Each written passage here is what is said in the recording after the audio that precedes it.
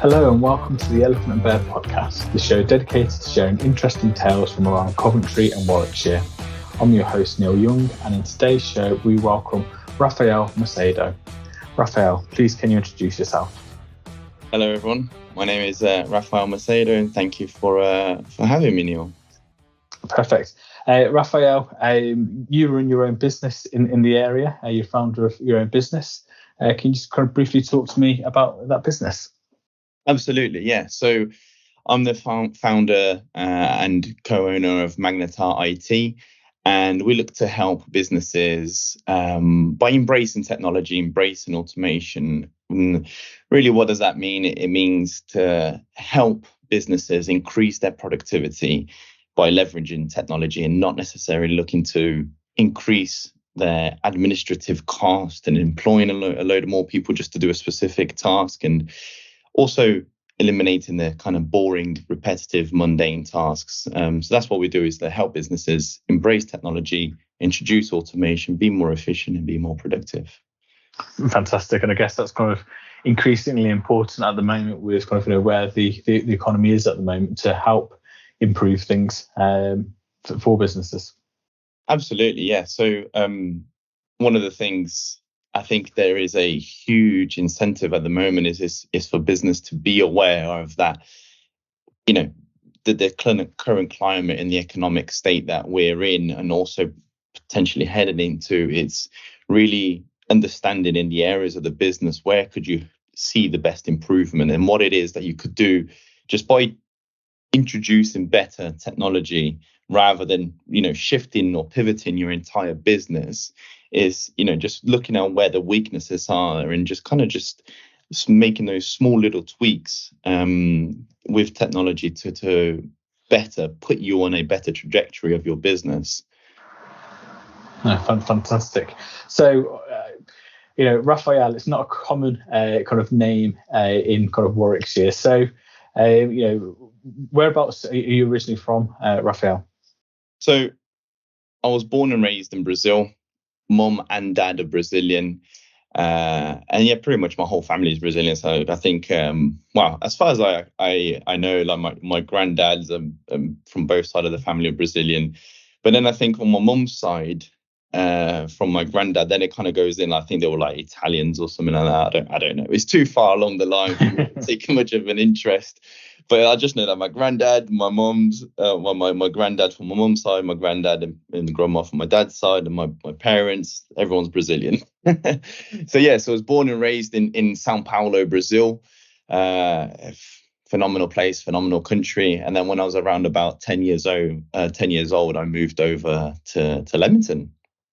Fantastic. And you were saying before we started recording a minute ago that at 10 years old, you couldn't speak a word of English. Is that correct? Yeah, absolutely. So when we was looking to move over, so me and my brother and my mum was looking to move over. My mum initially moved over by herself, and me and my brother, we didn't want to move over at all. My mum was constantly asking me and my brother, be like, "Oh, please come over, come and experience something new and then have a look. Like, and if you don't like it, you can always go back." And then I remember, just looking over to my brother and be like, "Nah, we don't want to go. We don't. We'd rather stay over here." As I said to you before, it's like in Brazil it's a very big part of us and who we are as a culture, and it's our culture. It evolves heavily around our music, our people, our food, and just the whole vibe. Like, it encompasses so much. And as a young child, kind of looking over here and not knowing absolutely nothing about it, not knowing nothing about England, not being able to speak, the language, and not having any friends or anything. So when the idea submerged to us for us to move over, me and my brother was like, "No, we're okay. We're staying here." But I think eventually, with me and my brother felt bad for my mom and leaving her here in a place that she didn't know anyone or didn't know anything.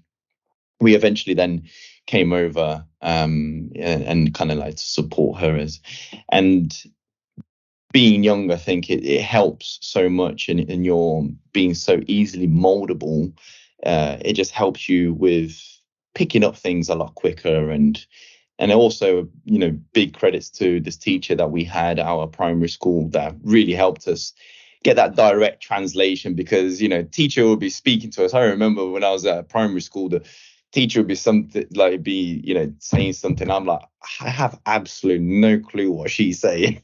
I was like, she could be having a go at me, or she'd be calling me a retard. I would not know. But yeah, we had a teacher there that really helped us, because she spoke like 7 different languages, and one of those languages was Portuguese. And that really helped us get the very basic of English speaking very soon, and it really kind of just help us integrate in an everyday life. So it was didn't speak any English at all, but then we soon picked it up. Yeah, it's amazing the kind of the difference that teachers kind of made, however many years on. And if she wasn't there, how things may have been different for yourself. So it was great to hear that story. What does Warwickshire as a county mean to you, Rafael? Wow, that is such a tough question, I think. What does it mean to me? Of course, it means a lot to me because I grew up here. I've now officially spent more time in the UK than what I have in Brazil. So to me, it really means it's a fantastic place to live and to grow up.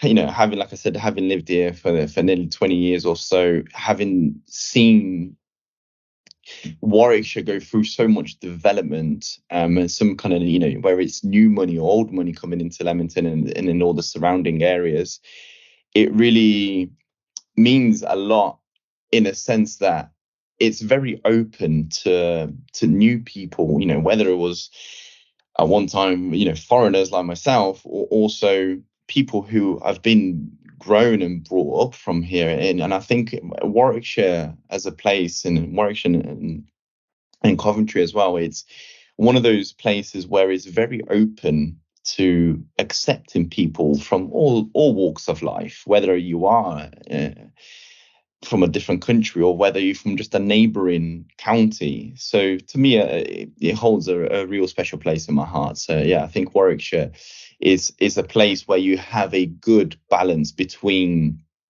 new people that have come, and also a lot of people migrating from London or Oxford into Warwickshire as well, in Birmingham. And equally, a lot of people, you see a lot of people returning back to Warwickshire. So I think that speaks volume in itself as to how much of a good place it is. Yeah, I think you really kind of hit on a good thing there. So it's kind of, I think you said old money and new money. That's necessarily sort of old money and new money, but yeah, the old and the new in terms of having, there's always that kind of transition, whether it was in the 1970s and people from neighbouring counties coming to the area for the local car factories and the economy, people, coming to the area as part of kind of, EU migrations over the years. Obviously, kind of yours is a bit more of kind of a unique kind of situation, but Warwickshire as a county has always been very welcoming and has, a good transition of lots of different nationalities. I think kind of, the children that come around to my house in the morning for my daughter, so one's of Asian descent, one's of African descent and stuff. There's all these kind of, different people from different areas that are coming, which make Coventry and Warwickshire, the cultural kind of, pot that it is, which is fantastic. Brilliant. Yeah, I absolutely agree in that, and it's as a true testimony to that is Coventry City winning the bid. Was it City of Cultures? Of course, yeah, there is money that will go into that, but if you do look around Coventry, you'll see there is such a diversity of nationalities of people. It's phenomenal. It really is. Yeah, fantastic. And obviously, you started your business in Warwickshire, and it's been up and running for a while now, from how many years. How did you find starting up in the region? And do you think there's enough support for startups in the area? Okay, so I'll answer that separately because there's 2 questions in there, right? So, I think when I first started, and I don't know whether maybe I was just looking in the wrong places, but I felt like there wasn't much help at all. And again, it might have been just through fault of my own and not necessarily looking in the right place. So when I started my business, I was working full time, but I was also studying my degree. It was a part-time degree, so it's a little bit weird and not the same as a normal degree, because you still do it in the 3 years as you normally would in a normal kind of 3-year degree. However, mine was a 3-year part-time degree, so you still did it in 3 years, just as you would normally as a full-time student, but part-time with the hours. So I was working full-time and studying part-time. So I remember till this day, kind of every Tuesdays and Thursdays, 6 till 9, you was out, at lectures. And that's how so at the end of my degree was where my concept or my idea came into fruition of starting my own business. So one of the modules that we did was entrepreneurship. And within that module, we had to create a business plan. So I was like, okay, fantastic. Well, I've always had these amazing ideas about starting a business, starting an IT consultancy company. Why not put these ideas into paper and see if it's viable? Do the market research, do the analysis, see where it's heading. And it's kind of was like, it was a huge learning curve from both aspects to see whether I wanted to do was viable, but also just because I was genuinely curious and interested in the topic. So I then created that business plan, registered the business on Companies House, registered the domain on GoDaddy as you normally would do. I carried on working full time, and then I finished my degree. And then it was after I finished my degree, it was when I was working at a bank where I met my business partner, Lewis, that we started to kind of flesh out a little bit more detail about the business. And, again, when I stopped going to uni, we would go back to Lewis's house, and we literally started the business on his kitchen table. I no word of a lie. We was writing on Post-it notes, and we had I remember it was like going through like a government process flow of what it is that we needed to do. And it was like a full governance model that we kind of put together as what we needed to do for the business, and how we was going to execute on jobs and support and all of this. And then when we were looking at that time, there wasn't much support. But again, I might have just been looking in the wrong place. And equally, I remember looking back on one stage, and I was thinking maybe I should have asked, because I always like to take the ownership or the responsibility on my head. So maybe I was like, maybe I should have asked the university that I did my degree with for more guidance, or more of a follow-up kind of touch up after you've graduated, because it's almost like you graduated, thank you, goodbye, you got your certificate, in a bit. You never heard anything back. And I felt like they didn't take much interest on those students that actually wanted to go and develop something and not just get a qualification just to go and get a job, sort of thing. It's like I wanted to build something. And then once it started to evolve, and I remember we were heavy into the business by this point. So we got our first paying client in August 2019. I will never forget this. It was literally the 1st of August, because it was like, oh my God, we got our first client. Like, come on. And so we got our first client in August. And I remember it wasn't until we went, August all the way through to maybe February, March, April time, the following year, that we started to see small little things come up that was going to happen in about 6 months' time. And this was a lot to do with the ERDF. I don't know if you remember, the European Regional Development Fund, I think it was called, where it was I think the European Union as a whole allocated budgets to smaller economies within the small regional areas. And then we started to speak to a few other people, and then I think it's slowly the information started to emerge. So, there were then you start to look in the right places, and then you think, oh, okay, there was some information out there, but I think one of the mistakes, I think maybe that the likes of the chambers and all of those kind of companies, or not companies, but the good local government do, is that they market for those kind of startups, but you almost want to direct the message or the information to those people that want to start up. Do you know what I mean? So not like you've already started. It's like you want to capitalize on those people who have got that idea and just needs a little bit of help to materialize. Because I went in 2 feet deep, not knowing what the hell I was doing, not knowing what I should do, what I shouldn't do. And yeah, okay, it's kind of worked out okay. However, I feel like I could have mitigated so much time and effort if I just had put on a right track. And what that right track looks like exactly, it could be just like, mentoring and people who you're touching, or people who you've got have experience on creating their businesses.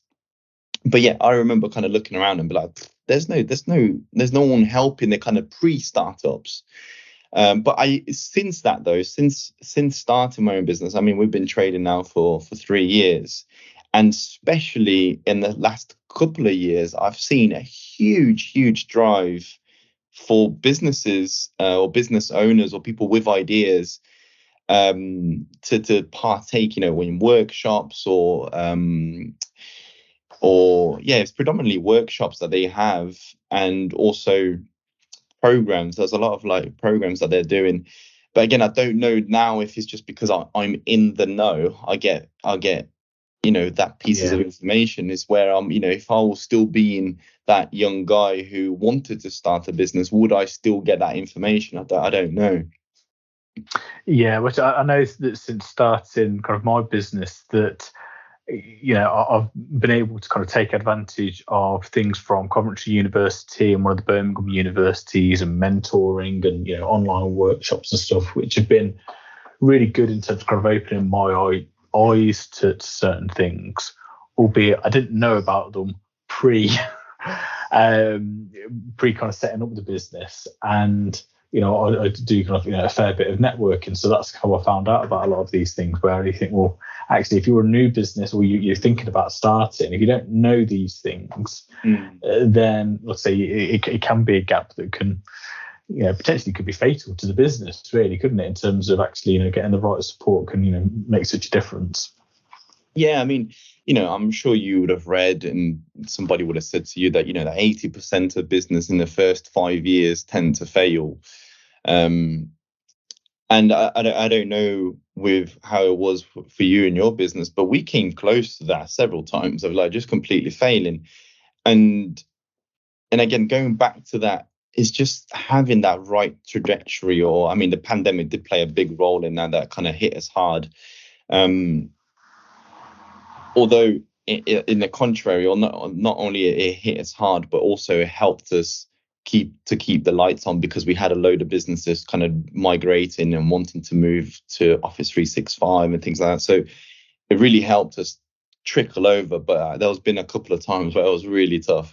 But yeah, going back to what I was saying, it's like, I'm sure it was really hard for you in your starting off your business and having that right guidance before you even started. You know what I mean? So let's say you had that business plan, but that business plan is ultimately what you think, what you want to do, right? So what you think it's right, but whether it is something that is absolutely viable, you really don't know.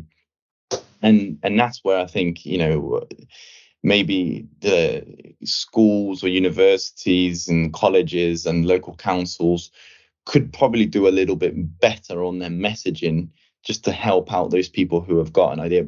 But then again, saying that, on the contrary, I've seen so much effort that's gone into new workshops and new places that are helping those pre-startup businesses. So, I think things are shifting, and they're shifting in the right direction, to be honest. No, fantastic. Brilliant. Obviously, in terms of coming from Sao Paulo, and the amazing culture and the amazing weather that you have in Sao Paulo.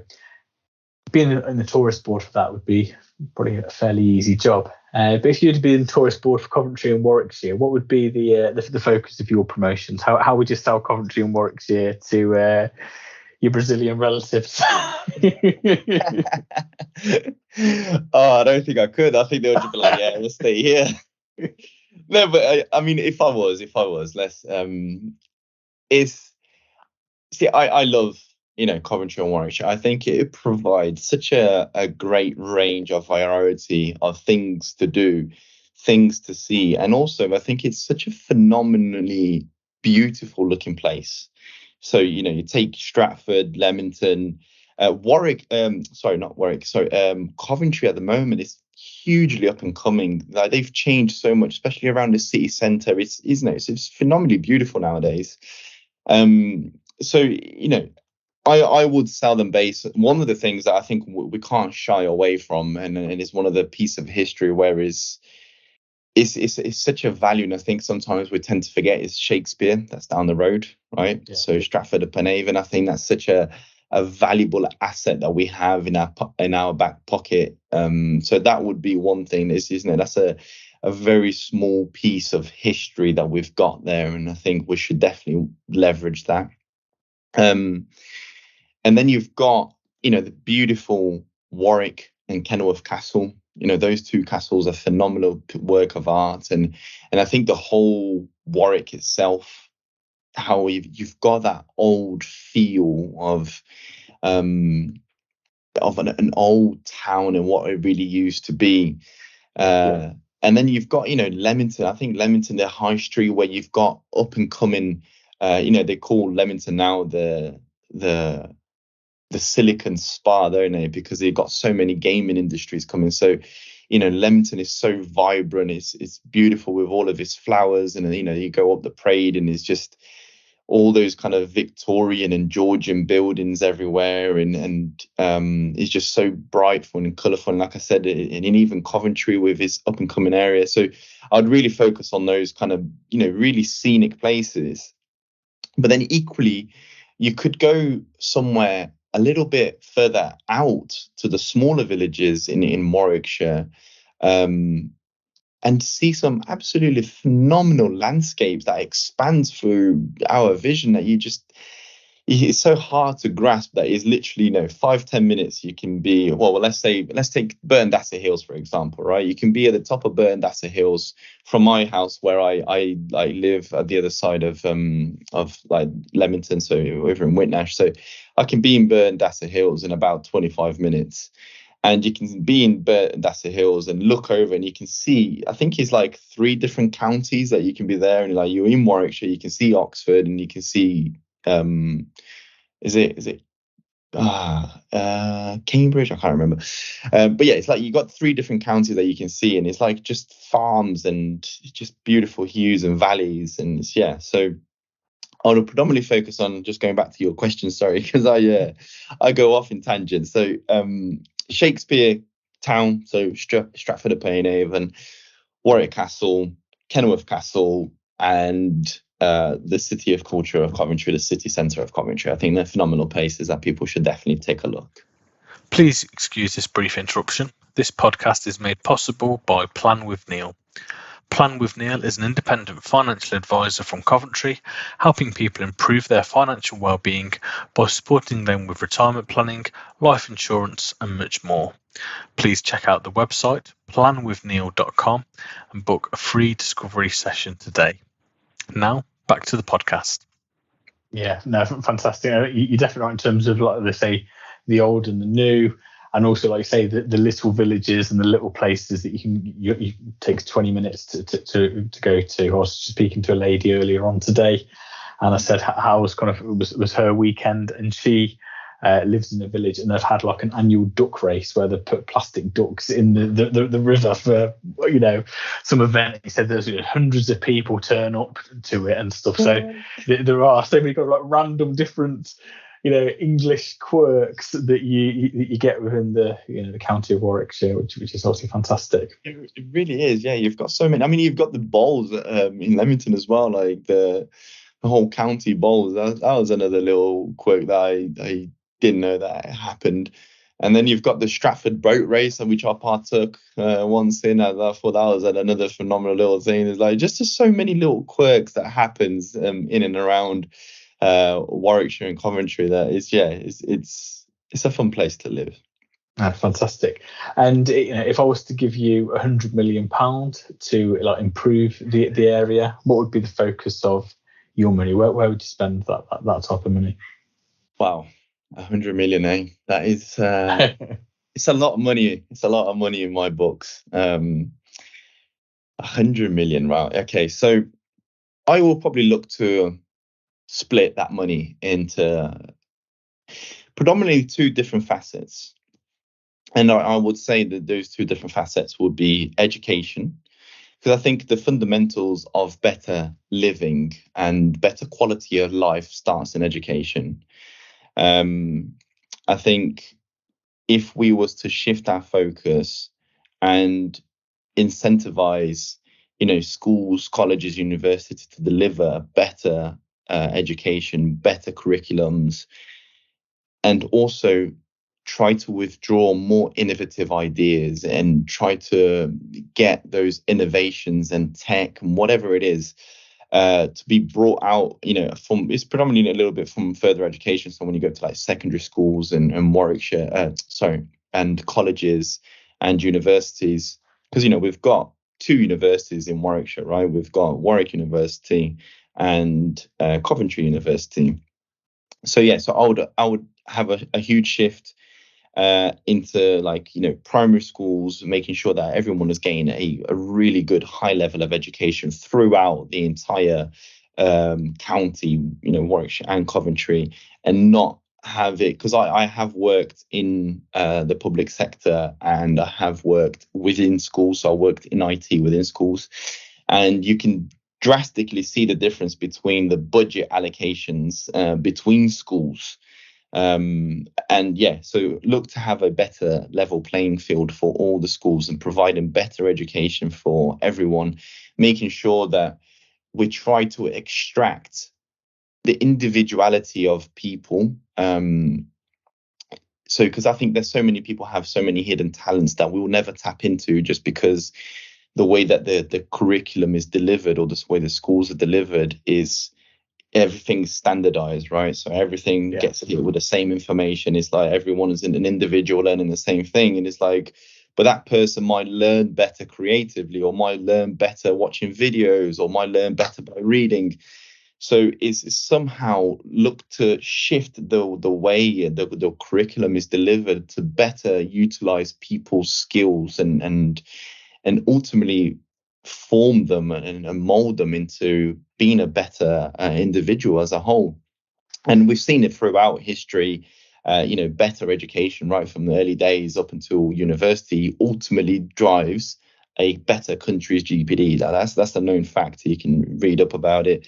My huge focus would be that. So it would be education. The majority proportion of that 100 million will be based around education. And the other part would be providing food and shelter for those people that are homeless. But not only just that, is also going a step further in helping those individuals that want to get out of that state. Because truly, I personally believe that no one should go hungry.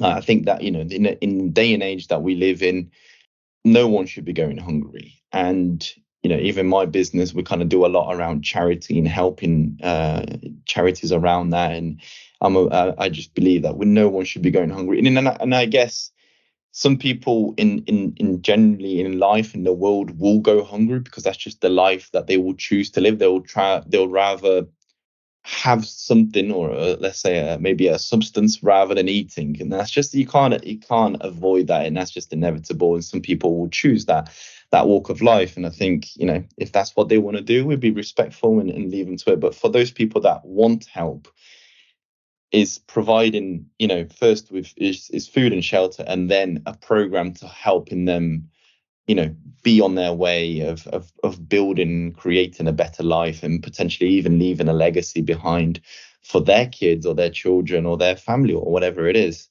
So then it's kind of, we're helping future generations and the existing generations from both sides is probably what I look to do. Yeah, I mean, that sounds really deep. No, it's fantastic. It's fantastic and stuff. I think kind of the key word that kind of screams out for both of those is around, the opportunity. So it's the opportunity of education and kind of what that brings. And obviously you alluded to earlier in terms of, the opportunities that you had when, you came into kind of, the UK primary school at 10 years old, and the opportunities of having that teacher there, or, what that kind of supported you with. And then obviously then, in terms of people having the opportunities to, change their path, or, get onto, a more steady path for the future as well. So but both absolutely fantastic kind of answers. I'm a big fan of giving people the opportunity that they deserve, in whatever walk of life that might be. It's like I said, I think there's so much as human nature, as us as human beings, we could help one another to make a better place that we live in, and that ultimately comes from just opportunities arising, right? So, like us having this podcast, it could have the opportunity to maybe inspire someone or lead someone to go and do their podcast and have their version of podcast, and somebody might reach out to you and be like, hey Neil, what did you do to get started? And then you help them out, and it's like, cool. And then that's helped that individual, and that opportunity has then come to fruition. So I'm a big person who believes in opportunity and giving the opportunity to people to do well, and it's like giving the right tools and framework for people to help them out and having a better quality of life. And equally though, be mindful and be respectful for those people that might just not want that and just are happy with whatever they're doing. So yeah. Fantastic. In terms of Warwickshire, is there a particular kind of person that you associate with Warwickshire? Particular person I associate myself to. So that's a really tough question, and thinking about it, I would say so. My ex stepdad, who kind of got married to my mum when they brought over, although I no longer speak to him, I was still really close to his family. So who is my ex step grandma and granddad, but I call them grandma and granddad because they brought me up and they raised me, they took me in as their own grandchildren. So I still call them grandma and granddad. However, my granddad passed away. So Tony Heath, he passed away early this year, and he's been mayor of Whitnash a couple of times, and he was a councillor. And if I was to kind of associate anyone, I think it would be with him. Will be with my granddad Tony, because he was a quite successful businessman. He ran a recruitment company in India, in Saudi Arabia, and he did lots of traveling around there. But then when he came back to Leamington or in Whitnash, he became a governor and like a councillor and a mayor, because he said that he wanted to give back to the community. So he felt like he took a lot from his business in terms of the community and everything, and now it was his time to give back to the people. And and I think as a good social proof or a testimony of the great work my granddad did around Whitnash was, he instigated all the planting that you see around the parade and in Leamington, all the fresh, the big plant pots that you see in Whitnash. You're driving around Whitnash, there's like these big barrels of beautiful flowers and hanging flowers. That was all instigated by him. And there was also like a new building that they've just finished constructing in Whitnash at Acre Close, called the Civic Centre, which one of the halls they named it after him. And again, that was also him who was the leading the forefront of that. and also there's a new library there again, which is all about the community and all about making it a nice, pleasant place for you to live, but also somewhere where you can go and go and read books or rent the hall out for sporting events, and also the youth club that he'd done. So it's kind of giving back to the community, and it's throughout generations, whether it was for like I said, for youth club, which is from 13 plus, to or the slightly older generation where you had like networking events at the civic hall and all the things like that. So I think, if I was to associate somebody, it'll be in honours to my granddad, Tony Heath. Yeah, fantastic. And it just shows kind of the impact that people can have, and by giving back to the community. And sounds like he did a lot for the community over the years, which is brilliant. In terms of places within Coventry and Warwickshire, are there any kind of favourite places that you have, or got any hidden gems at all that you have, Rafael? Hidden gems. God, there's. I think hidden gems is a little bit subjective, though, right? So it's like what it is that people are after. Because I mean, if you're looking for some fantastic driving roads, as an example, you can go like South Warwickshire, and you've got some phenomenal driving roads. Or you can go to, like I mentioned earlier, in fact, Burton Dasset Hills. If you want to go for a walk around there, it's absolutely phenomenal. And then you can go to, if you want somewhere a little bit more vibrant, a little bit more crazy, and a little bit more, energetic, then Coventry is a place. So it's a bit weird, It's weird for me to pick out, very hidden gems. But I think if you're into walking, if you're into even like biking, trailing, I think around Burton Dasset Hills, it kind of covers a lot of that. I think it's a very nice place to go walk your dog, or go biking, or even drive around there. It's a fantastic place. It really is. Yeah, Burton Dasset is fantastic. It is. It feels so quiet when you're there as well. You feel like you can kind of be with your own thoughts. And also, you talk about the driving as well. The drive to Burton Dasset is also great as well. And as a family, we just like going on drives sometimes where you stick the music on and you just there kind of just enjoying each other's company, and just the relaxation of it all. Yeah, I mean, what would you say are hidden gems in and around here? What? Oh, I think you put me on the spot now. I think the hidden gems, it depends on kind of what you are kind of looking for. Like you say, if you want kind of the vibrancy and stuff, there are kind of there's certain bars and restaurants or little kind of areas which are kind of just very nice to go to.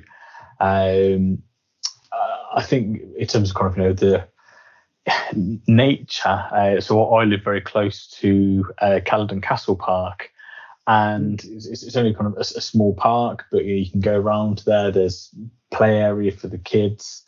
There's a tarmacked path all the way around it and stuff as well. So you've got things like that, and then places like the Kenilworth Greenway as well, where you can just you walk along it, and you picture the trains that would have been going down that track, and now you're walking down it with families. Occasionally there'll be people on horses or on push bikes and stuff. So I think it's kind of thinking, what do you want to enjoy in the area, and there's always something above and beyond the typical Warwick Castle or the cathedrals, etc.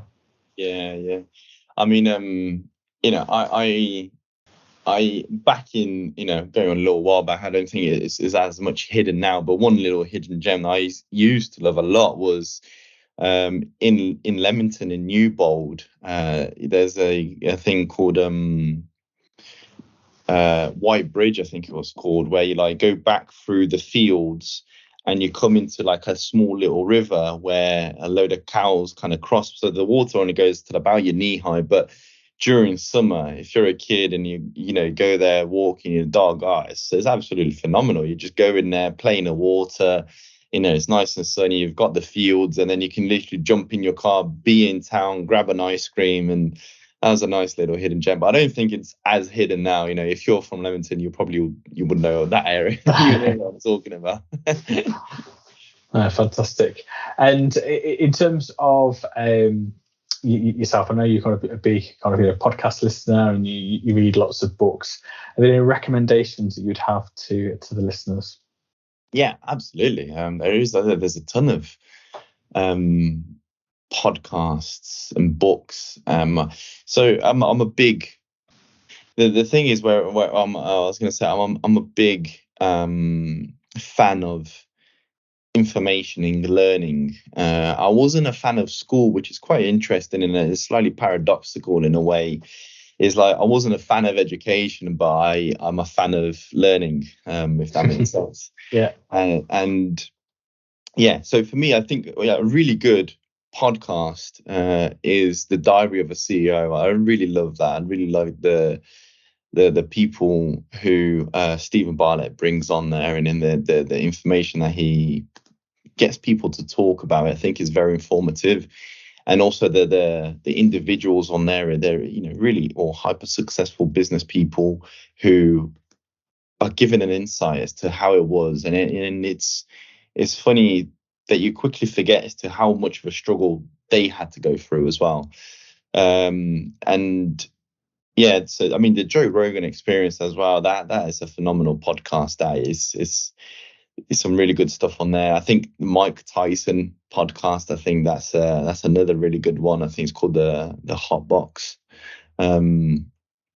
He's given some tremendous insights into life and how he's no longer that bullish, aggressive person that he once was, and now he sees things from a completely different perspective. And you can just see, he's had a huge paradigm shift in the way of his thinking. In terms of books, there is so many books. I read loads of books. If I had to pick, I think a book by Adam Grant. Yeah, Adam Grant, called Think Again. That's probably one of my favorite books. So Think Again, which is all about how it just gets you to think again. So even when you think you are absolutely most certain of whatever topic or object or opinion it is that you have, when you're absolutely certain, in just have that split second thought and just be like, am I wrong? Could I be wrong? And if so, what are the consequences, or what could it be? It's like it just gets you to shift. Yeah, so that's a really good book. And then I'm sure you've probably read, and a lot of people would have read as well, the Chimp Paradox. I think that's a phenomenal book. So I'm very big into the brain and how it works, and how we do things and the reasons why we do things. And I think the Chimp Paradox is a very good book that explains the reasons why we do things and how is it that we can prevent or control those things from us doing. So Think Again, Chimp Paradox. Just have a look. I think another great book, right, is you have to take it with a pinch of salt. It's because it is very American. Is the Grant Cardone 10x, the 10x rule, and if you can understand, or should we say, bypass the kind of whole American thing, I think there's a very good message that Grant Cardone delivers on there. It's if you want to be successful in whatever it is, it might be that you want to be the best community person that there is, or you want to be the best family member, or you want to be the best brother, the best parent, whatever it is.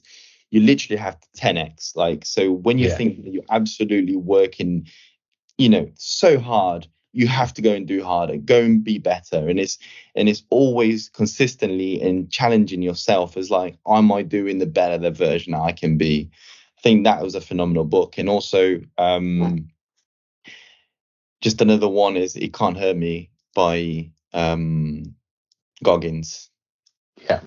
I think that is another very, very good book. It just goes to show is like how motivation can come and go easily. So, I think it's one of the words that I have a problem with is motivation. Is like, you should never seek to be motivated or seek motivation. You should seek drive and discipline and focus. That's what you should drive, because it's, you can go on YouTube, watch a motivational video, be all fired up, and then 20 minutes you're like, oh yeah, go back to where you were. Do you know what I mean? So motivation comes and goes.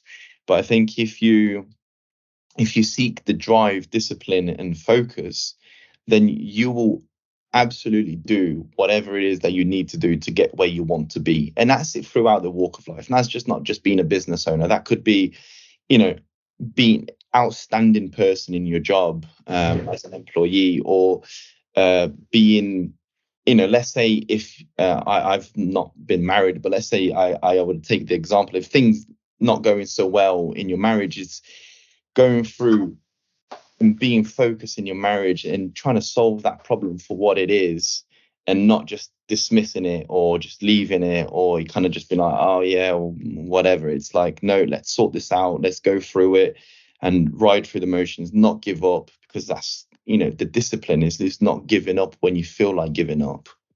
So those are the books I'll go with. Yeah, no, fantastic. I think we started talking about the podcast first of all. You talked about the Diary of the CEO and the people coming on and they're telling their story, and what I kind of think you find with those, then linking it back to the books, is actually the disciplines that they have in those books in terms of thinking about the mindset, thinking about the brain and your approach and the vision, 10x in it, or whatever from there. That then leads into the success that they have, and then they're going on these podcasts and talking about the success. So I think lots to kind of learn from kind of both sides of it in terms of getting there, and then once you've arrived, what you then do with that, and also going back to your granddad as well in terms of kind of what he decided to do, kind of once he had accomplished everything he'd done in his kind of work life, and then giving back to the community as well. So fantastic. Okay, I'm going to go on to some quick fire questions now before we round up then, Rafael. So first one, favourite Warwickshire town? Leamington Spa. Okay, I thought that might be the case. Kenilworth Castle or Warwick Castle? Oh god, that's a tricky question. I think it's hard to pick. I love Warwick Castle because of the structure, and you can see how powerful and the fortress of it. It's got such a presence. And then equally, when you go to Kenilworth Castle, you can see how the structure has been damaged, and it's got so much, character and history to it. I don't know. I can't pick. I'm going to pick Warwick Castle only on the basis of that you've got the old and you've got the new, where people can come in and they have all that open arms day where you've got people that can go there for food and drinks and enjoy the concerts that they host there. So it's like bringing the old and the new together. I like that. Perfect. Okay, and then do you prefer North Warwickshire or South Warwickshire? Again, I'll probably be slightly biased on this, and I'll say South Warwickshire, only because I think it provides a good balance between the especially around Stratford, Warwick, and then Leamington as those towns, but equally the beautiful landscape with the fields and everything else are surrounding it. No, brilliant. That sounds good. So that's all the questions I've got time for on today's podcast, Rafael. Where can people find out more about yourself and your business? Absolutely. So you can go to our website, which is www.magnetarit.co.uk. Magnetar is spelled MAGNETARIT. We've also got Instagram page, we've got a LinkedIn page. So if you just type in Magnetar IT, you'll see us pop up in our website. As I said, Twitter, Instagram, YouTube, and that's pretty much the places where we've got there are a ton of other places, but it's just kind of spreading the tooth in then. No, perfect. Well, it's been, I say, great chatting to you. So thank you for your time today. Oh, fantastic. Thank you very much, Neil. Cheers, everyone. Thanks for listening. Thank you. Goodbye.